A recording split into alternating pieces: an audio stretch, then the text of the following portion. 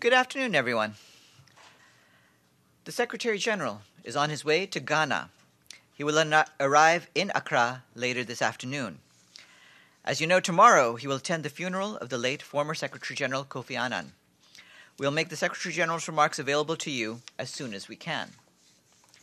In his press remarks yesterday afternoon, the Secretary General emphasized that it is absolutely essential to avoid a full-scale battle in Idlib, which would unleash a humanitarian nightmare unlike any seen in the blood-soaked Syrian conflict. Idlib, he said, must not be transformed into a bloodbath. The Secretary General appealed to all parties directly and indirectly involved, and in particular, the three guarantors of the de-escalation zone, namely Iran, Russia, and Turkey, to spare no effort to find solutions that protect civilians, preserve basic services and hospitals, and ensure full respect for international humanitarian law.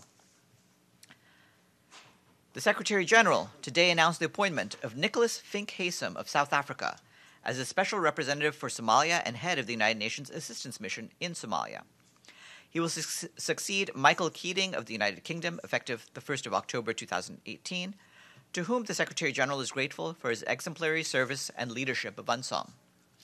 Mr. Haysom is a lawyer with a long international career with a focus on democratic governance, constitutional and electoral reforms, reconciliation, and peace processes. He is currently the Special Envoy for Sudan and South Sudan, a position he has held since 2016. He had earlier served as the Special Representative of the Secretary General for Afghanistan, and before that as Director for Political, Peacekeeping, and Humanitarian Affairs in the Executive Office of the Secretary General from 2007 to 2012. His full bio is in our office.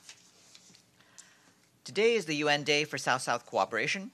An event to mark the day here in New York, Deputy Secretary General Amina Mohammed said that developing countries have become key actors to implement the Sustainable Development Agenda, and that their leadership, practices, and experiences have played a major part in global transformation. We must identify and encourage the areas where South-South cooperation can be most effective and have lasting impact, she said. Her full remarks are online. And today, the UN Office for South-South Cooperation, in collaboration with member states and other partners, launched a compilation of good practices in South-South and triangular cooperation for sustainable development, which features more than 100 Southern best practices that are relevant to the implementation of the Sustainable Development Goals. And in a short while, I will be joined by the Director of the UN Office for South-South Cooperation, Jorge Chediak. He will brief you on the occasion of the UN Day for South-South Cooperation. The Undersecretary General for Peacekeeping Operations, Jean-Pierre Lacroix, spoke this morning at the Security Council's thematic debate on peacekeeping reform and performance. He said that improving peacekeeping was a collective endeavor. All stakeholders who in one form or another take part in peacekeeping need to improve our performance, and we all need to support each other in doing so, he said. Mr. Lacroix highlighted initiatives and tools put in place by the UN to strengthen peacekeeping. He noted that strengthening peacekeeping often requires strengthening the capacities of those who provide its men and women. He encouraged all member states who have the capacity to provide training and equipment to troop and police contributing countries to continue their efforts to respond to the current needs. And he also called on member states, particularly those with the most advanced military capabilities, to contribute more troops and police to UN peacekeeping. On the Declaration of Shared Commitments, part of the Action for Peacekeeping initiative, Mr. Lacroix reported that as of today, 55 member states had endorsed it. He said that the broad and cross-regional support to the declaration reflected the strong consensus around the key objectives that it lays out. His full speech is available in our office. A new report by the Secretary General has found that people around the world face harsh reprisals and intimidation for cooperating with the United Nations on human rights, deterring others from engaging with the organization. The report, the ninth of its kind, notes allegations of killing, torture and ill treatment, arbitrary arrest and detention, surveillance, criminalization, and public stigmatization campaigns targeting victims and human rights defenders. Assistant Secretary General for Human Rights Andrew Gilmore said that we are also increasingly seeing legal, political, and administrative hurdles used to intimidate and silence civil society. He echoed the Secretary General, who said that we should all be deeply shocked and angered by the extent to which civil society actors suffer reprisals because of their work, including when they cooperate with the UN. Mr. Gilmore stressed that shock and anger must translate into real action. The full report is available online.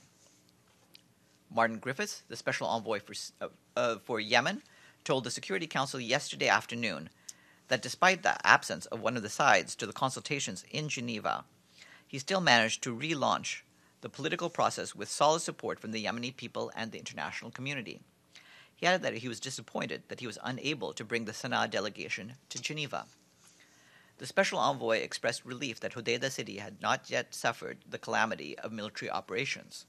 However, he is concerned that the intensive operations on the outskirts of the city are a gloomy portent for what is to come. Mr. Griffiths will continue his discussions by holding an initial set of visits in the coming days, including to Muscat and Sana'a, to engage the head of the Sana'a delegation as well as the political leadership of the parties in Sana'a. He will also meet with the government of Yemen in Riyadh.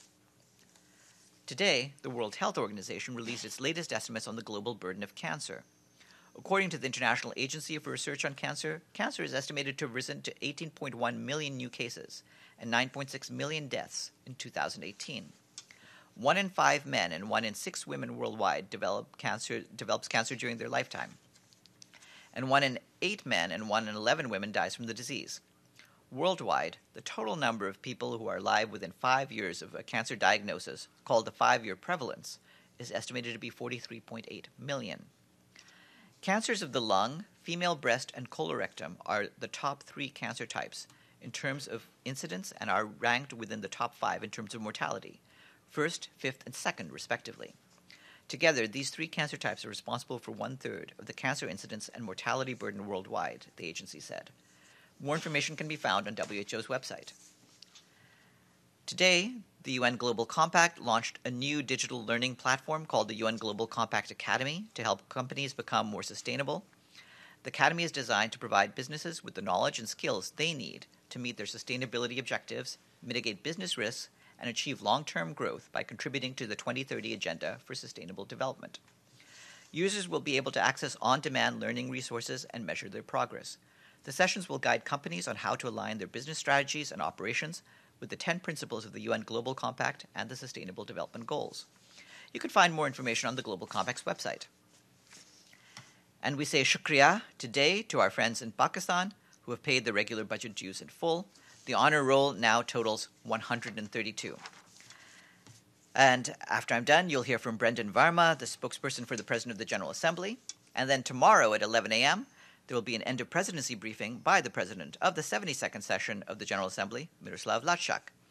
And my guest at noon will be Michael Keating, the outgoing Special Representative of the Secretary-General for Somalia and head of the UN Assistance Mission in Somalia. And we'll have Brendan and then our guest, Jorge Chidiac. Aren't there any questions for me before that? Yes, Mr. Badi. Thank you, Farhan. As you know, the International Criminal Court is criticized from several sides. From the African side, which says that it selectively tries its own leaders. From the U.S. side, which says that it is not entitled to try its own citizens. What does that say to the Secretary General, that the institution is independent, neutral, or deficient? The criminal court is independent, and the Secretary General believes and continues to believe that it is a valuable body in terms of ensuring respect for the rule of law and for accountability. Obviously, we're aware of the various issues that have arisen.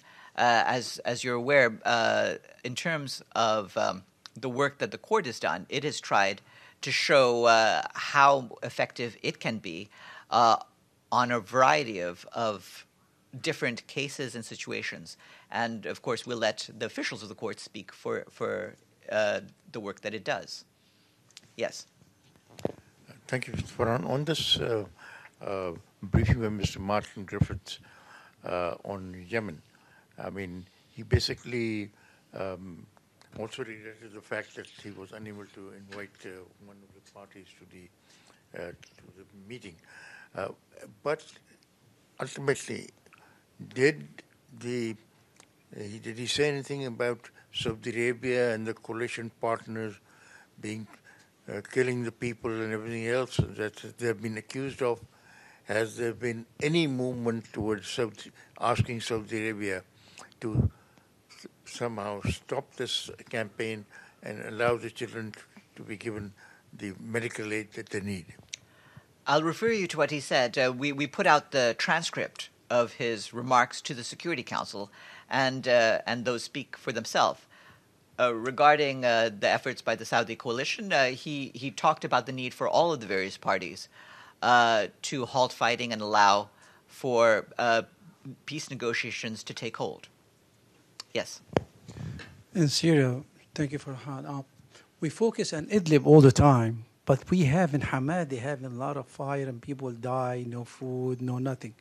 Did Mr. de Mistura, they informed that to the U.S.? Yes, he's informed them of the various issues, including there. And bless you, they've also heard from, in recent weeks, from John Ging, the Director of Operations for the Office for the Coordination of Humanitarian Affairs, who has also alerted them to the various situations outside of Idlib as well. Yes. Me? Yeah. Follow up on the ICC question. Do you know of any precedent of retaliation against court officials, as was indicated, could happen by the National Security Advisor in the U.S.? Well, I don't want to comment on hypothetical situations. Threat. We're aware of the remarks that were made. We'll have to see what happens. As you know, the officials of the criminal court do have different tasks that require them to come to UN headquarters in New York, including, as you're aware, the periodic briefings to the Security Council, for which the Council has requested briefings by the criminal court. Do they have immunity against sanctions or any other retaliatory measures? Well, the normal rules that involve international diplomatic officials would apply.